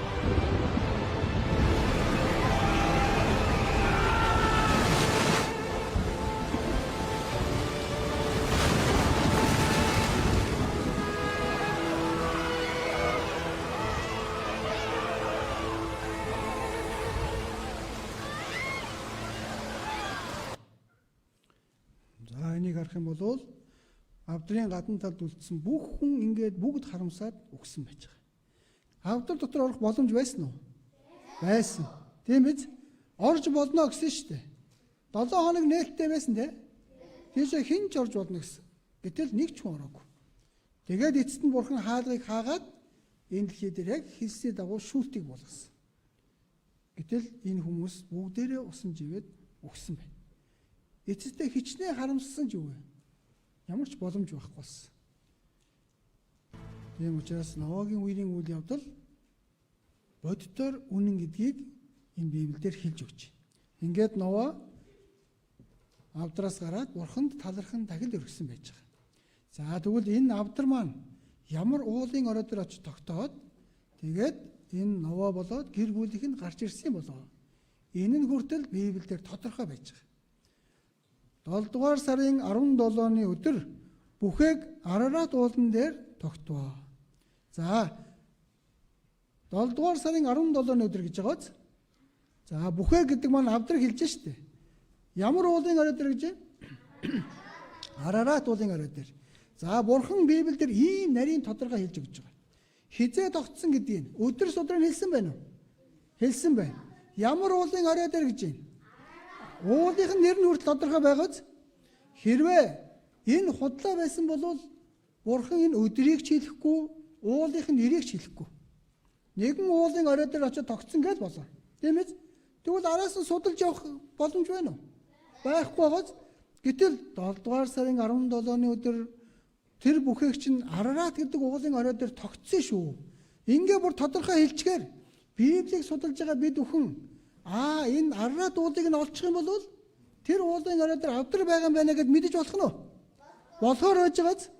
Тэгвэл уулын нэрийг хүртэл хэлж яана гэж юу гэсэн үг вэ? Ийм баталгаатай үнэн шүү. Очоод судлаад үзээрэй. Ингэж хэлсэн үг байхгүй юу? За тэгэхээр энэ Арарат уулын орой дээр тогтсон байна. За тэгвэл бид бүхэн сая эхлээд эдийн цэцэрлэгийн үйл явдлыг харлаа. Тэгсэн мэд? Эдийн цэцэрлэгийн үйл явдал үнэн байна уу? Адам Евэ хоёр эдийн цэцэрлэгт амьдарч ирсэн үнэн байна. Тэр эдийн цэцэрлэг боддоор байсан гэдэг нь дөрвөн мөрнөөр нь дамжуулаад олдчихлоо. Тийм ээ? За тэгвэл одоо хүн төрлөختөн гэм нүгэл хийж завхарсан учраас бурхан энэ дэлхийг усаар шүүсэн байна. За энэ үйл явдлыг бид нар харлаа. Ноа гэдэг хүнээр дамжуулаад бурхан авдрыг хийлгүүлээд тэр усан шүүлтнээс амьд үлдэж байна. За одоо тэгвэл ийм үйл явдлыг бид нар харсан. Одоо тэгвэл бидэнд итгэхэд юу хэрэгтэй вэ? Баримт нотлохоо хэрэгтэй. Тийм ээ. За одоо чухал бүгдээрээ баримт нотлохоонуудыг одоо бүгдээр харнаа. За дэлхийд хаярх үерийн ул мөр. За энэ харах хэрэгтэй тийм.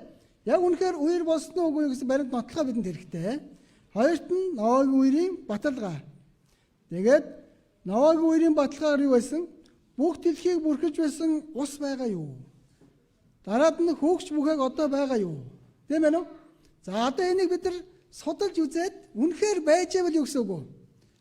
Библиэлд бичигдсэн зүйл бүгд үнэн байна. Тийм байгааз? За тэгвэл эхлээс нь харъя. Дэлхийг бүрхэж байсан ус одоо байгаа болов уу, үгүй болов уу? За бүгдээр бурхны үгнээс харъя. Бурхны үгэн дээр юу гэж байна? Эхлэл номны 8:3 дээр ус газар дэлхийгээс татарсаар 150 хоног болоод багасжээ. За нөгөө 40 өдрийн шөнийн турш орсон тэр их ус чинь 150 хоногийн турш маш хүчтэй татарсан байна. За одоо нэг манай сэлэнгэд нэг 40 минут бороо орсны дараа маш их үер ингээл ус татраад явсан. Тэрний дараа ямар уулмөр үлдсэн? Ийм уулмөр үлдсэн баггүй. Тэгвэл энэ үер басны уулмөр мөн үү? Маш их хүчтэй ингээл үер ороод газрыг ингээл хаглал гараа явцсан байж байгааз. За энэ 40 минут орсон борооны ус шүү дээ. Гэтэл 40 өдөр шөнийн турш орсон тэр их бороо дэлхий дээр ямар уулмөр үлдээсэн бол? Энэ мөн үү? Мөн шүү дээ. 40 өдөр шөнийн турш бороо ороод 150 хоногийн турш татрахтаа ийм том уулмөрүүдийг энэ дэлхий дээр үлдээсэн байна. Тийм үү? Энэ мөн байгаа үстэй. За энийг хараараа хүүхдүүдээ. Энийг харах юм бол ингээд том чулуутай хэсгүүд нь доороо үлдсэн байгааз. За ингээд дээшээ нарийн ширхтээ ингээд явсан байгааз. Ус ингээд татраад явхад том хүнд хэсгүүд нь доороо үлдээд тэгээд үе болоод давхарлагдаад гараад ирдэг байхгүй юу? За тэгвэл энэ Ноагийн үер болсон болоод яг ийм уулмөрүүд бидний энэ дэлхий дээр үлдчихсэн байна. Хараараа. Энэ байна. Энэ бол өөр улс орнуудад ингээд байдгийн байна. Манай Монголд байдгүй байна гэж бодож болох биш. Монголд хүртэл энэ байна. Энэ бол дундгойд байдаг цагаан сувраг гэдэг газар байхгүй юу? Тэг Монголд хүртэл энэ дэлхийг бурхан тэр чигээр нь усаар шүүсэн юм чинь Монгол хүртэл энэ дэлхий дээр байгаа юм чи орж байгаа юм. Гэтэл Монголд хүртэл энэ үерийн уулмөр байна уу? Яг энтэй адилхан. Энэ Америкт байгаа Grand Canyon гэдэг энэ маш том одоо үерийн уулмөр байхгүй юу? Яг энтэй адилхан хүртэл Монголд хүртэл байна. Тэгвэл энэ дэлхий нэг удаа бүрэн усаар шүүгдсэн гэдэг нь нотлогдож байна. Энэ дэлхийн газрын тунмал чулуулгийн давхаргатай гэж байгаа 75%. Юу гэсэн үг вэ? Тунж үлдэж үе давхрал бий болсон гэсэн үг байхгүй юу? Дээрэс нь ийм уулмрууд маш их байна. Дээрэс нь одоо энэ Хямлан руу яг энэ нэг шар хэсгээс нь маш их хэмжээний далайн ёроолын чулуучсан амьтдын олдвор олдож байгаа. Эндээс далайн ёроолд байдаг амьтдын чулуучсан олдвор энэ уулын орой дээрээс олдож байна. Маш өндөр уулын орой дээр хүртэл далайн ёроолын амьтад олдоод байна гэж үгсэв үү? Ноог үер болох үед газар дэлхийн хөдөлгөөн дээшээ төрөгдөж гарч ирээд далайн ёроолд байсан амьтад бүгд дээшээ ятсан байна. Өргөдөд гараад ирсэн байж байгааз. За энийг хараарай. 8000 метрийн өндөр уулан дээрээс маш олон хисааны чулуучсан олдвор олддог. Ийм чулуучсан хисааны олдвор олддог байхгүй юу? Чулууц. За эндээс хараарай. За нэгэд одоо яг байгаль дээр бол ийм чулуугаараа байж байгаа байхгүй юу? Тэгээд энэ яадаг вэ? Энийг хагалахаар дотроос нь одоо энэ ингээд энэ далайн амьтны ийм төрсүүд гарч ирж байгаа. Тэгээд энэ юу гэсэн үг вэ гэвэл Хямлан нуруу маань эрт дээс цагт одоо далайн ёроол байсны хамгийн том баталгаа энэ болж байгаа юм да. За энийг нэг жоо татуулаад харуулъя. За тийм ээ нөө. Далайн ёроолын амьтад тэр өндөр уулын орой дээрээс олдоод байна гэж үгсэв үү? Энэ дэлхийн усаар нэг удаа шүүгдсэн гэдэг бүрэн нотлогоо энэ байж. Хэрвээ үер болоогүй байсан бол тэр өндөр уулын орой дээр далайн амьтад гарах уу? Гарахгүй байна. Тийм байгааз өндөр уулсын оройг бүгднийг бурхан усаар бүрхсэн гэсэн шүү дээ. Гэтэл тэр усанд байдаг амьтад бүгдээрээ бүрхэх үед тэр уулын орой дээр яасан бэ? Тогтож үлдээд чулуучсан олдор болж байна. Бидний үед ч гэсэн маш их хэмжээний загас жарахаа чулуучсан олдор олдож байгаа. Энэ үерийн ус татарна гэдэг чинь шавар шавхаа тэр чигээр ингээл туугдаад явж байгаа үстэй. Тэ? Тэр үед нь тэр загаснуудыг том шаврууд ирэл дээр нь дараад тэгээд бидний үед юу вэ? Олдор болоод олдож байгаа юм. Зүгээр загас жарахаанууд ингээ ил байсан бол удаан байх уу? Байхгүй ялзраад дуусчин тийм байгааз. Бидний үед яагаад ингэ чулуужж олдоод байна гэхээр маш тонтон шавар шавхаанд дарагдж байж байгаад тэр шавар шавхаа чулуудсан тэр шавар шавхыг хагалахад дотроос нь гараад ирж байгаа байхгүй чулуужаад. За дээрэс нь бүр сонин гайхалтай зүйл нь энэ Монголоос олдсон. Энэ далайн юу вэ? Морь шүү дээ. Далайн морь. Далаад байдаг те. Гэтэл Сутаа нурууноос олдсон гэж байгаа. Монголоос. Монгол далаагаас маш хол шүү дээ. Гэтэл далайн амьтад яагаад ингэ чулуужж олдсон олдор олдоод байна? Ноог үертэй шууд холбоотой. Тийм байгааз. Мөн дээрэс нь дунд говийн өндөр шил сумаас 3 ширхэг олдсон. Чулуудсан далайн морь. Энэ их үерийн ус маань татрахтаа яасан бэ? Маш тэр шавар шавхаагаараа тэр далайн амьтад дарагдаад бидний үед олдор болон гарч ирж байгаа юм. За ингээд бас нэг шалтгаан бас нэг чухал нотлогоо нь юу болох нь вэ? Нөгөө маш том авдар. Энэ дэлхийг усаар шүүсэн гэдэг нотлогоо маш их байна. Тийм байгааз энэ тэнд дэлхийн өнцөг болон бүрд үерийн уул мөрөө зөндөө байж байгааз. За тэгвэл нөгөө тэр их усан шүүлтэнд хөвж явсан авдар одоо байгаа юу гэдэг гэсэн үг. Энэ Арарат уулын оройд тогтоо гэж хэлсэн те. За тэгвэл энэ яг үнэхээр уулын оройд тогтсон уу? Энэ уул нь үнэхээр байгаа юу? Энийг судалж үзэх хэрэгтэй те. За ингээд дэлхийн газрын зураг дээрс ингээд судлаад хайгаад үзсэн чинь Арарат гэдэг бол яг тэр нэрээрээ олдсон. Энэ болохоор энэ Турк Армен гэдэг улсын одоо яг хилийн зааг дээр энэ 5165 метрийн өндөртэй маш том уул байдаг. Энэ их Арарат, баг Арарат гэдээ хоёр уул байж байгаа. Энэ их Араратынх нь уулын орой дээр нөгөө Ноагийн авдар маань мөсөн дотор байгаа гэдгийг эрдэмтэд нийцгэсэн. Бүр ингээд зургийг нь аваад ингээ гаргаад ирсэн. Үнэхээр 4000-аас 5000 жилийн өмнө болсон энэ үйл явдал Ноагийн үер үнэхээр болсон юм байна. Тэр нөгөө маш том авдар чинь яг хийснийхаа дагуу Арарат уулын орой дээр байна гэдгийг нь маш олон хүмүүс хараад зургийг нь ингээд зураад байлжсэн. За ингээд энэ авдар үнэхээр энэ Арарат уулын орой дээр байна уу гэд энэ Францын эрдэмтэн Фернанд Навара гэдэг хүн хүүхдэд дагуулад хоёулаа Арарат уулыг зорьсон. За ингээд явж очисон бодитоор авдар байсан. Гэтэл тэр авдрыг бодитоо байна гэдгийг нотлохын тулд тэр авдарнаас нэг богинохон модыг нь тайраад тэгээд үүрээд авчирсан. Тэгээд мод шинжилдэг, судалдаг шинжилгээний 3 хэсэгт 3 хувааж агаад 3 өөр улс руу ингээд явуулсан. За энэ хэдэн жилийн өмнөх мод байна. Тийм ээ үү? Ямар мод байна? За энийг судлаа шинжилээд өгөөч гэдэг 3 өөр газар руу явуулсан байхгүй юу? За гэтэл хариу нь яг адилхан гарсан. Энэ мод нь 4000-аас 5000 жилийн насжилттай маш эртний мод байна. Тийм ээ үү? Тэгээд энэ говор мод буюу хуш мод байна гэдгийг гаргаад ирсэн. Судлаачид гэдэг чинь одоо байгаль судалдаг хүмүүс бол нарийн сан судалж мэднэ шүү дээ, тийм ээ үү? Яг тэрнийхээ дагуу бүх судлаа шинжилгээ гаргаад ирсэн чинь яг нэг хариу гарсан. 3 өөр газараас. Гэтэл энэ бол Библиэлд юу гэж байгаа вэ? Говор модоор өөртөө нэгэн бүхээг хий гэж хэлсэн тийм. Яг тэр модон таарсан. Дээрэс нь 4000-аас 5000 жилийн өмнөх гэдэг нь нотлогдчихсон. Тэгээд энэ мод бол Ноагийн үеийн үед байсан авдар. Тэр авдраас авч тасалж авчирсан мод мөн байна гэдгийг гаргаад ирсэн.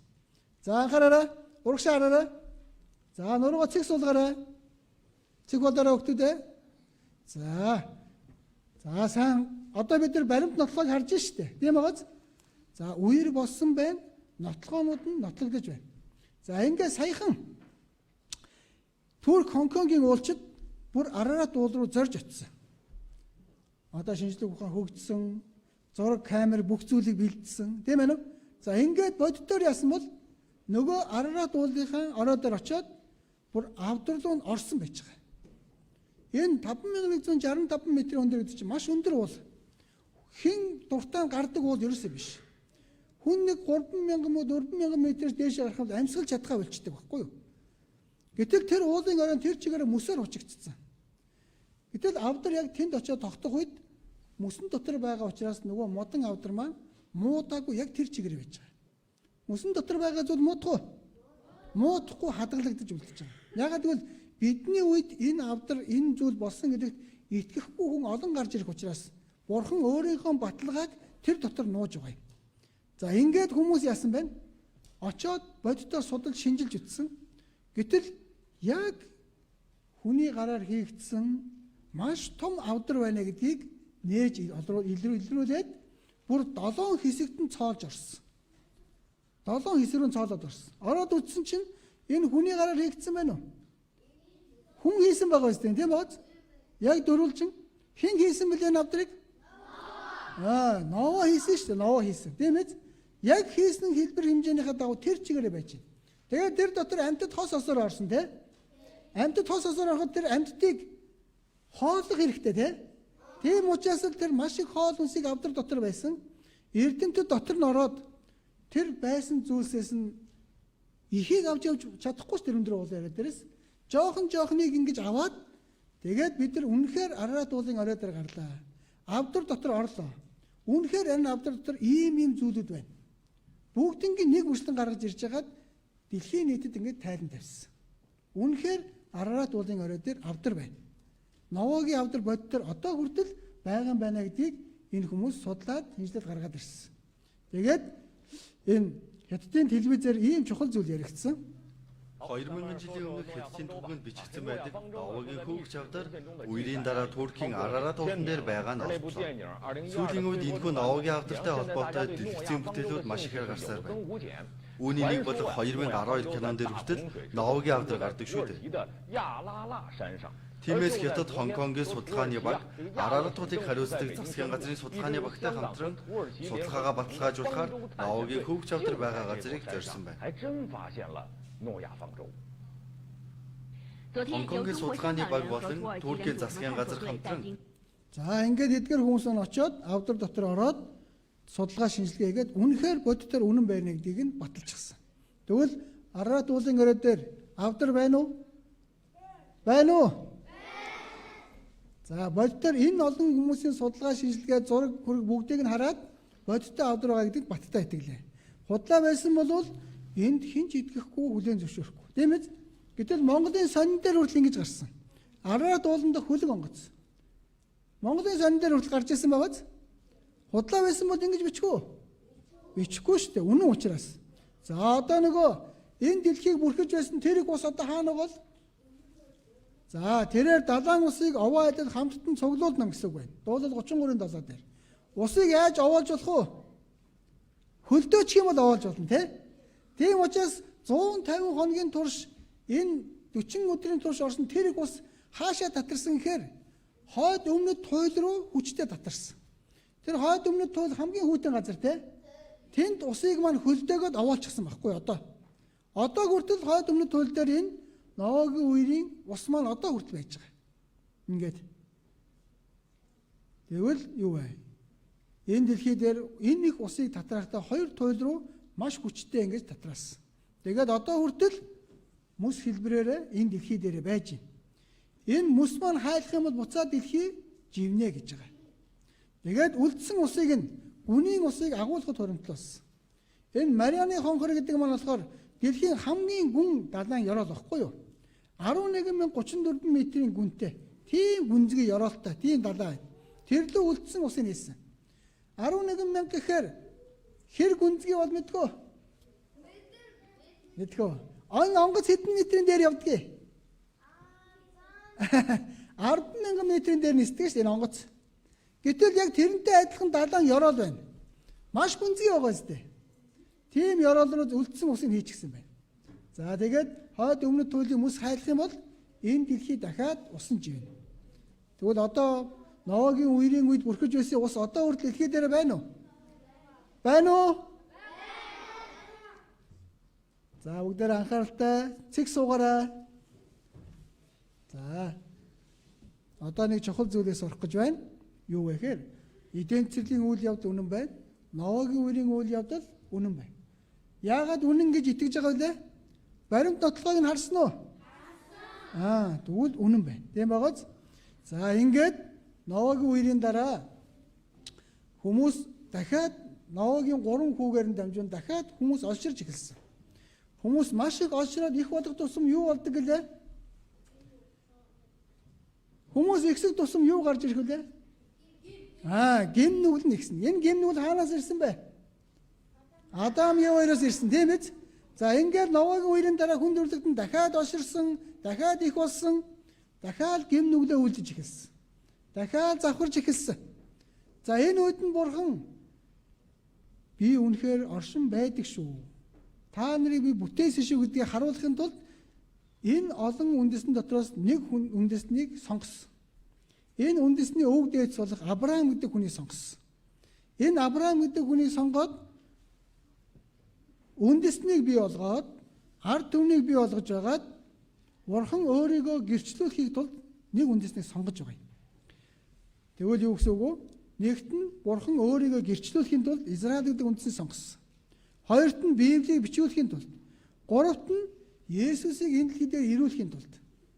За энэ 3 шалтгаанаар бурхан тэр олон хүмүүс дотроос Авраам гэдэг нэг хүнийг сонгосон байна. За ингээд энэ Авраам гэдэг хүнээр дамжуулаад Израиль гэдэг үндэстэн бий болж байгаа юм. Израиль гэдэг үндэстэн. Энэ Израиль үндэстэн хаана байдаг вэ гэхээр дэлхийн хуурай газрын яг төвд нь байдаг. Анхаараарай. За Израиль хаана байдаг гэсэн бэ?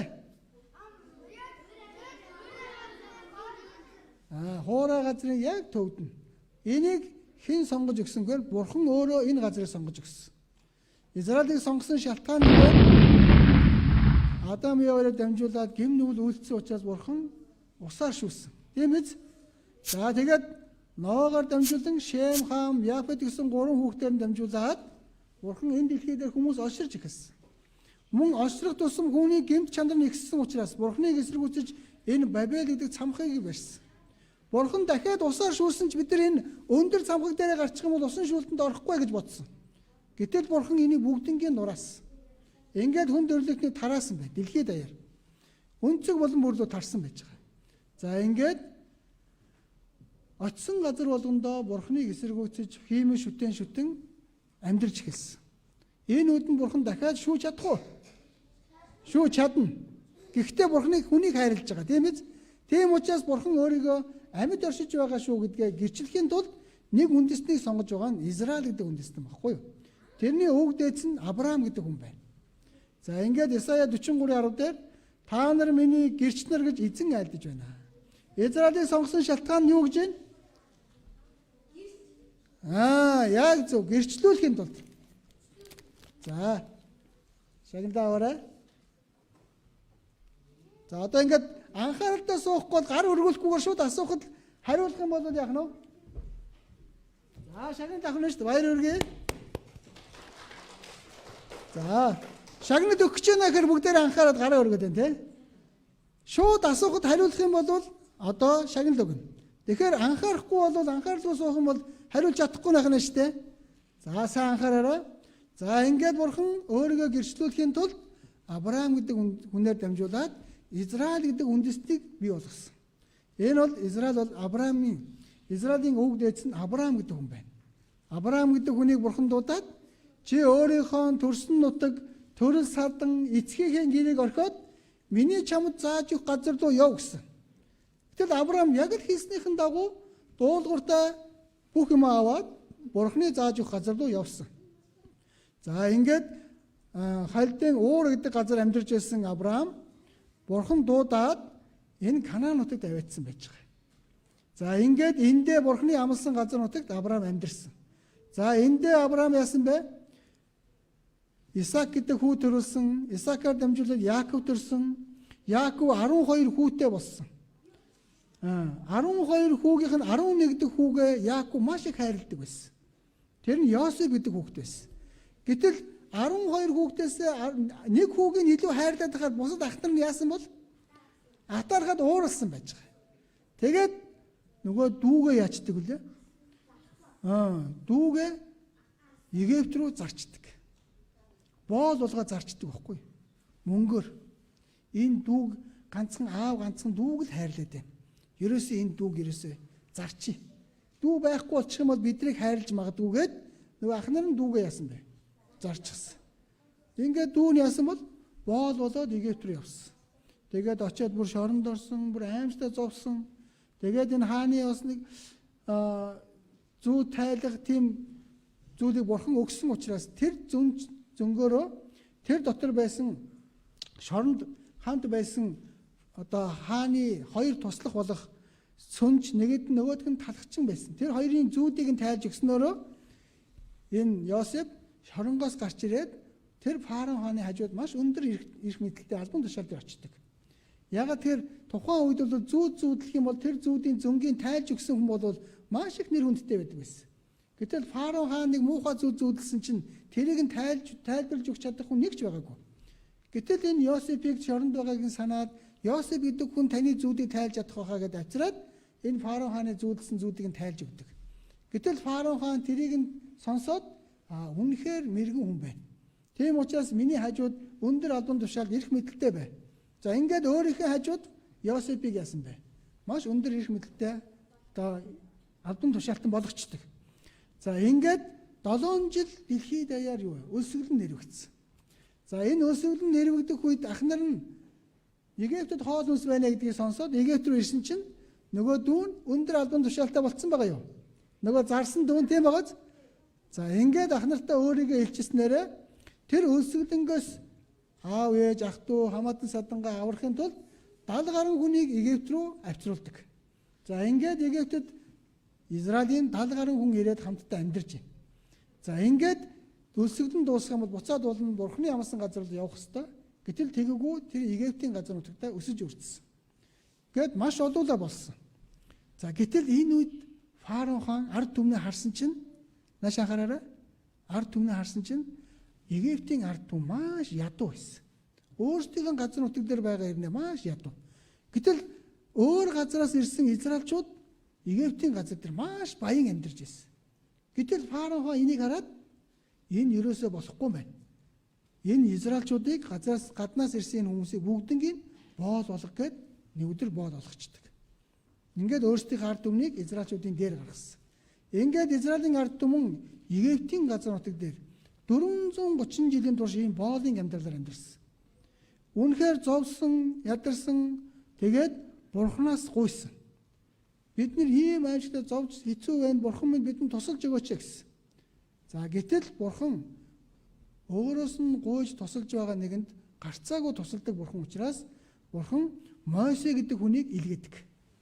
Мосе гэдэг хүнийг илгээгээд Израилийн газар нутаг, Египтийн газар нутаг дээр ирээд Фараон хааны өмнө Мосе зогсдог. Бурхны ард түмэн болох Израилийн ард түмнийг энэ Египтийн боолчлоосоо та гаргаж явуулаа гэсэн байна. Гэтэл фараон яасан бол за тэгдэг гэсэн болов? Ерөөсөө тэгээгүй. Нөгөө ажил хийдэг боолуудаа явуулчих юм бол хэн ажил хийх вэ?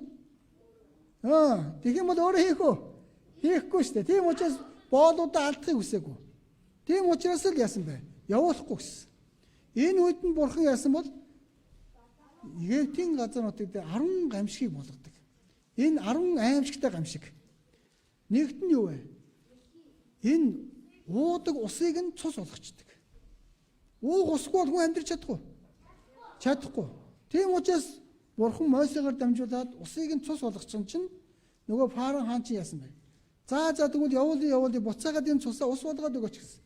Гэтэл буцаагаад ус болгосон чинь фараон хааны сэтгэл яасан бол дахиад хатуураад явуулахгүй гэсэн. Гэтэл тэрний дараад нь яасан бэ? Бөө мэлхий оруулсан. Египтийн газар нутаг дээр бөө мэлхий орж ирсэн. Аяг ууж байгаа аяг хоолнд нь хүртэл мэлхий үсрээд явж ирсэн. Тийм учраас энэ мэлхийн гамшигаа биднээс холдуулж өгөөч байгүйсэн. За явуулъя гэсэн. Гэтэл явуулаагүй. Ахаа сэтгэл нь хатуу байсан. Тэгээд дилэнч бөөн ялааг оруулсан. Тэгээд Египтийн ард түмний малын бүгдийг хүүлсэн, буглаад хатиг гаргасан. Аянга мөндөр буулгаад Египтийн тэр малчтын малн л өгсөн. Хоол үнсгүй болсон. Гэсэн ч за яг явуулъя гэсэн. Болиосны дараа буцаал сэтгэл натураад явуулаагүй. Тэрний дараа царцааг оруулсан, хоол үнсийн бүгдийг байхгүй болгосон. Түүний дараа тас харанхуй болгосон. Түнэр харанхуй гэдэг чинь ямар ч гэрэл байхгүй түнэр хаваарах. 3 өдөр болсон. Үнэхээр фараон хааны сэтгэл ийм аимшигтай харанхуйд байж чадахгүй юм байна. За Израилийн ард түмэн явцгаа гэсэн. Гэтэл гэгээ ороод ирсэн чинь дахиад сэтгэлний ятсан бол дахиад хатуурчихсан. Явуулахгүй гэсэн. Гэтэл 10 дахь гамшиг нь юу вэ? Ууган хүү бүрийг нь өхүүлэх гамшиг байсан. Гэтэл тухайн үед байсан фараон хааны хүүхэд нь 10 настай байсан ууган хүн. За энэ үед нь ууган хүү бүрийг нь өхүүлэх гамшигыг бурхан буулгаад фараон хааны хүү өгсөн байна. Хайртай хүүгээ алдсан фараон хаан энэ үед л яасан бэ? За үнэхээр дийлэхгүй юм байна. Та нар гарцгаа гэсэн. Ингээд Израилийн ард түмэн яасан бэ? Египтийн боолчлоос гараад явсан. Боол байж байгаад эрх чөлөөтэй болно гэвэл гоё юу муухай юу? Гоё шүү дээ. Тийм ээ. Бүгдээрээ баярлаад баяр хөөртэй гараад явсан. Тэгсэн чинь фараоны сэтгэл дахиад хатуурсан. Энэ израилчуудаас олж миний хүүхэд өгсөн шүү дээ. Энэ израилчуудыг боолуудыг дахиж буцааж авчираад энд бүр аимшигтайгаар зовоо игээд цэргүүдээ хөдөлгөөд израилчуудын араас явсан.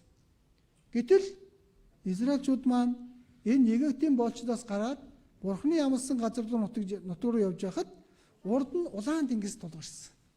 Маш том далай тэнгис тулгарсан. Тэрийг туулаад гарна гэж чадахгүй. Гэтэл араас нь нөгөө фараон хаан яаж байгаа вэ?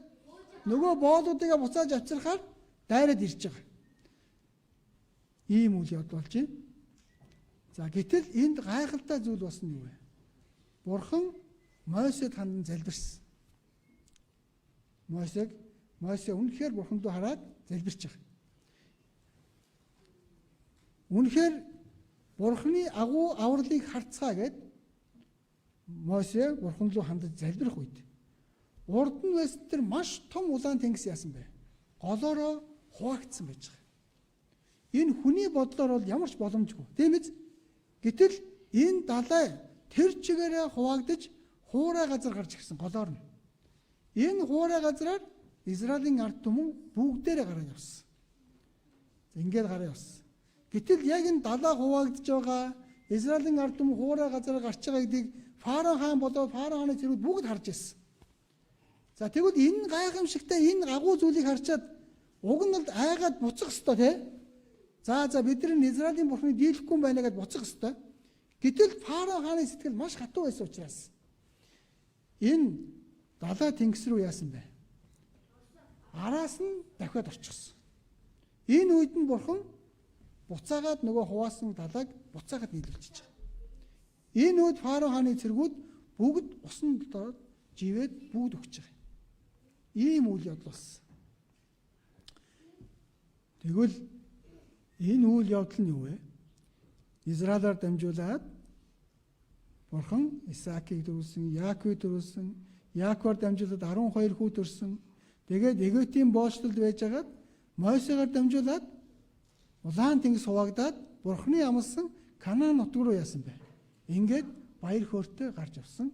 Урд нь улаан тэнгист тулгарх үед Бурханы хүч чадлаар улаан тэнгис хуваагдаж хуурай газраар Израилийн ард түмэн гарсан байж байгаа. За энийг хараарай.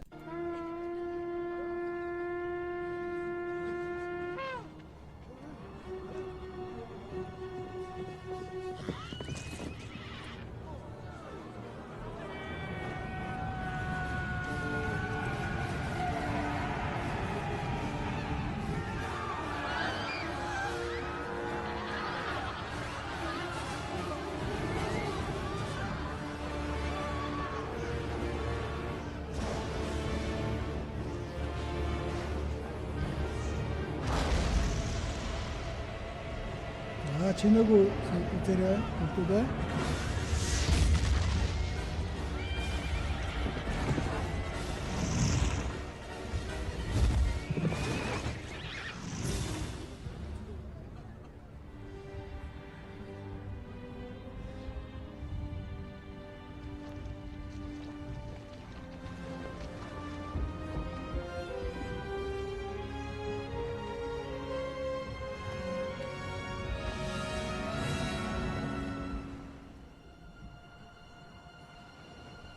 With this staff, you shall do my wonders.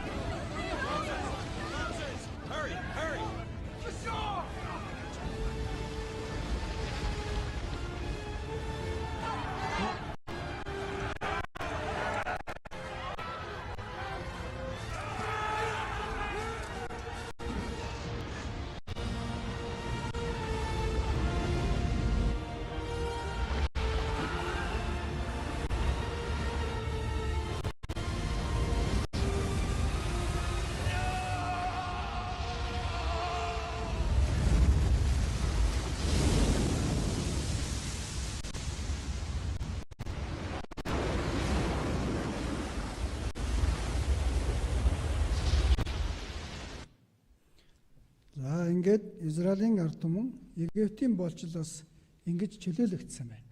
За улаан тэнгис хуваагдж байгаа энэ үйл явдал бол үнэхээр гайхалтай үйл явдал. Тэгэхээр энэ бол хүний бодлоор ингээ харах юм бол боломжгүй юм шиг харагдаж байгаа тийм. Итгэхэд их хэцүү юм шиг харагдаж байгаа. Гэхдээ бид бүхэнд юу вэ? Үүнд итгэхэд үнэхээр болсон уу? Баримт нотлохоо байна уу? Энийг бид нар шалгаж үзээд үнэхээр баримт нотлохоо байвал үнэн юм байна. Тийм ээ? За тэгвэл одоо бид нар шалгаж үзэх хэрэгтэй юу? Улаан тэнгисийг гаталсан үйл явдал үнэн үү? За тэгвэл бүгдээрээ харъя. Улаан тэнгисийн баталгаанд юу юу байх ёстой вэ? Улаан тэнгисийг гаталсан улаан тэнгисийн байршил нь яг хаагуур гарсан бай. Яг тэр хэсэг нь мэдэндээ хэрэгтэй тийм биз? Улаан тэнгис дотор тэгвэл олдор бас байх ёстой. Үнэхээр фарао хааны цэргүүд араас нь ороод өгсөн болвол тэр цэргүүдийнх нь олдор эдийн хэрэгслүүд нь байж явах ёстой тийм. Гуравт нь юу вэ? Фарао хаан байгаа юу үгүй юу гэдгийг бид нар судлах хэрэгтэй. За тэгвэл хамгийн ихнийх нь улаан тэнгис гаталсан байршлыг нэхлээд олсон байна. Яг хаагуур гаталсан бай. Энийг харах юм бол Абакагийн булан гэж байгаа. Невада гэдэг. За яг энэ хэсгээр Израилийн ард түмэн гарахад улаан тэнгис хуваагдсан гэдгийг бүр баталгаажуулаад баримтжуулаад нотлогыг нь олчихсан. Энд Израилийн ард түмэн Египтийн боожтоос гарахад 2 сая гаруй хүн гарсан. Чимээгээрээ 2 сая гаруй хүн гарсан. Египтэд тэгвэл 70 гаруй хүн ирсэн чинь маш удаан хугацаанд амьдраад 2 сая гаруй бололоо үрдсэн байж байгааз. За ингээд Египтийн боожтоос гарахад 2 сая хүн Египтийн боожтоос гарсан.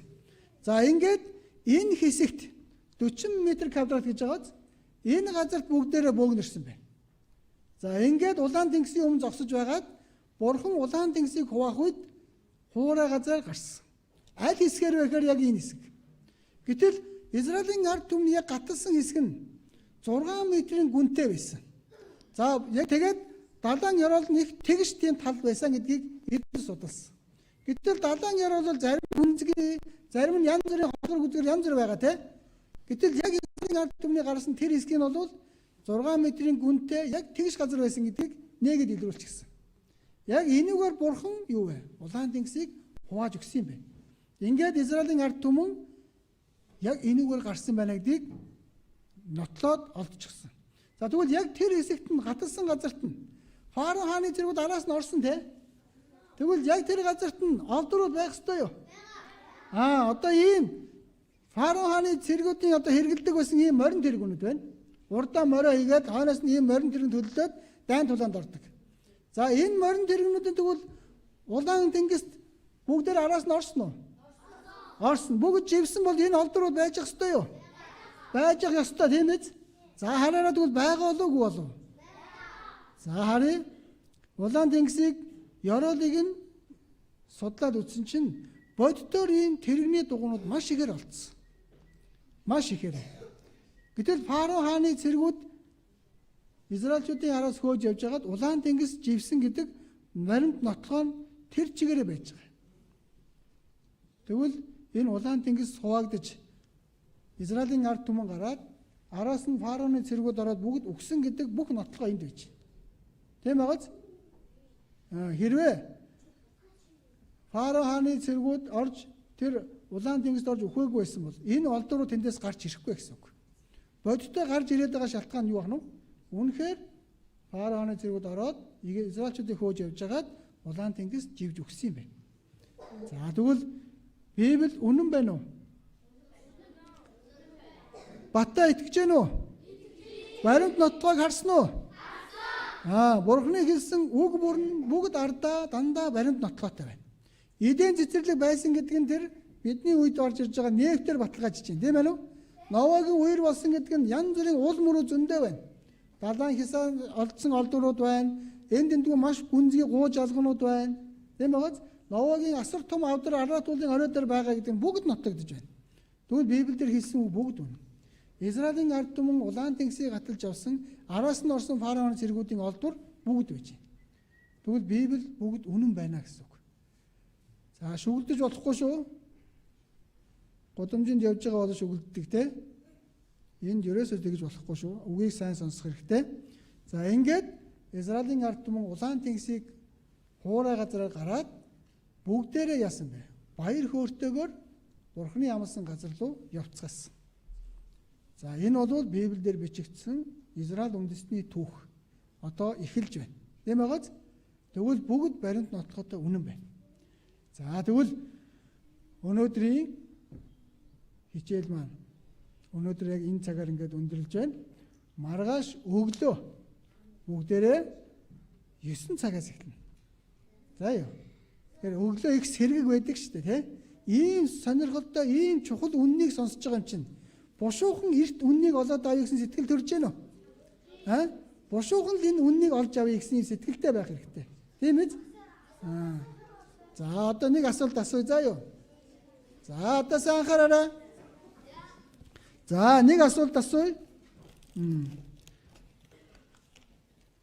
Израилийн ард түмнийг Египтийн боолчлоос хэн авч гарсан бэ? За энэ алчаараа бооцсон. Толгоогоо бооцоох юм лээ. За хэн Египтийн боолчлоос авч гарсан бэ израильчуудыг? За дараагийнх нь. За тэр улаан цанцтай. За нэрийг асууж байгаа шүү дээ. Нэрийг те. Хэн дагуулад гарсан бэлээ? За энэ цагаан бодолтой. Биш ээ. За энэ улаан ноо биш те. За энэ хар биш ээ. За тэр чангал хин нэ? Биш ээ. За энэ Мосе штэ. За видео аваарай. Сайн сонссон биз дээ.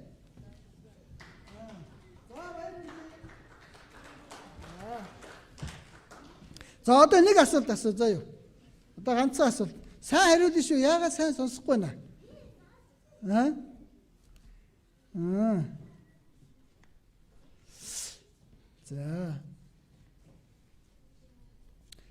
За ямар асуулт асуух вэ?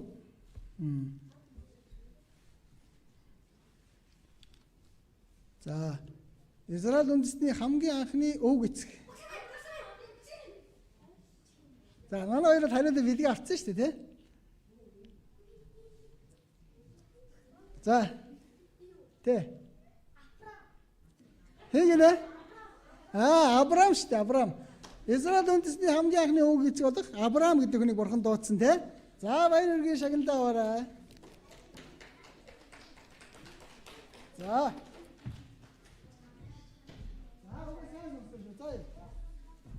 За бүгдээр хамтдаа залбираад өнөөдрийнхөө үгийг дуусгая. Хайр ба нэгүслэр бэлхэм дүрэн бурхан аваа таньда баярлалаа. Бурхан таны үгнээс оролцох энэхүү эрхэм боломж цаг хугацааг өгсөнд үнэхээр их талархлаа. Хүүхдүүд маань зүрх сэтгэлээ нээгээд үнэнд тань итгэж чадхад та тусалж удирдах өгөөрэй. Эцэс хүртлээр үгийг тань сонсоод баттай бурхан таны үгийг хүсэж байгаа. Мөн хамиг олж авч чадхад нь та тусалж удирдах өгнө. Үгийг сонсож байгаа хүүхдүүдээс нэгэн ч төөрөн одолгүй. Бүгд үнэнд итгэж чадхад нь та тусалж удирдаарай. Ингээд бүхий л зүйлийг таны хүчит мутартаа атгаад таны хайртай хүү Есүс Христийн нэрээр гуйн залбирлаа.